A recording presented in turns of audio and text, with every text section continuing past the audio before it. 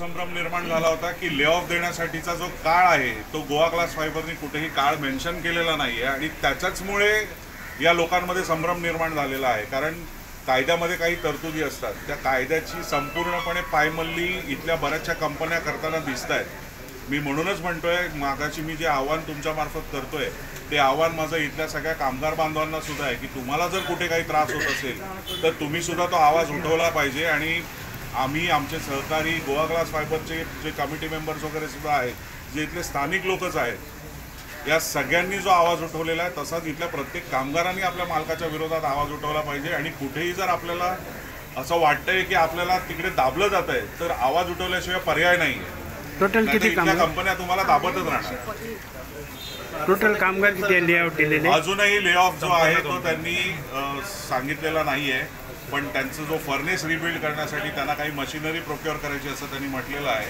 तर ती जशी जशी मशिनरी प्रोक्युअर होईल तसं तसं आम्ही एक एक सेक्शन सुरू करू आणि त्या सेक्शनमध्ये आम्ही त्या कामगारांना ताबडतोब कामावर घेत जाऊ।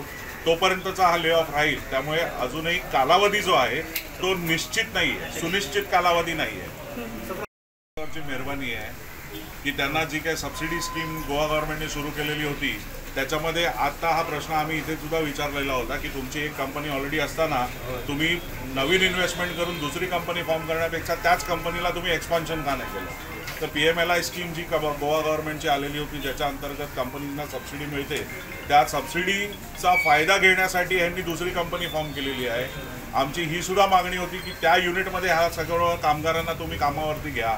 त्याच्यामध्ये सुद्धा त्यांनी आता म्हटलेलं आहे की ते युनिट आमचं अजून सुरू झालेलं नाही आहे, सुरू झाल्यावर आम्ही विचार करू, पण ही कंपनी तसा काही विचार करेल असं मला वाटत नाही आहे। त्यामुळे त्यांच्याकडनं जे अश्युरन्स आम्हाला हवं होतं की हा ले ऑफ आहे, हा लॉकआउट नाही आहे, त्या अश्युरन्ससाठीची आमची कालची खाटाटोपतणी ही आजची बैठक होती। कामगार सभासद झालेले आहेत, कंपनी त्यांना सुद्धा फार प्रेशर टॅक्टिक्स करून थोडंफार त्रास देण्याचा प्रयत्न करते। बरेचसे इश्यूज आहेत गोव्यामध्ये। मी असं म्हणतो की गोवा गव्हर्नमेंट ही बऱ्यापैकी इंडस्ट्रीला सपोर्ट करते, पण माझं तुमच्या मार्फत गोवा गव्हर्नमेंटला आव्हान आहे की इंडस्ट्रियलिस्टना सपोर्ट करत असताना हे कामगारसुद्धा आपलेच रेसिडेंट आहेत, हे आपले मतदार आहेत, हे गव्हर्नमेंटच्या लोकांनी किंवा इथल्या स्थानिक आमदार खासदार जे कोणी असतील त्यांनी हे विसरता कामा नये आणि लोकांना वाऱ्यावर सोडून नुसतं कंपनीच्या पाठीत कंपनीला सपोर्ट करू नये, एवढंच मी तुमच्या मार्फत त्यांना आवाहन करू इच्छितो।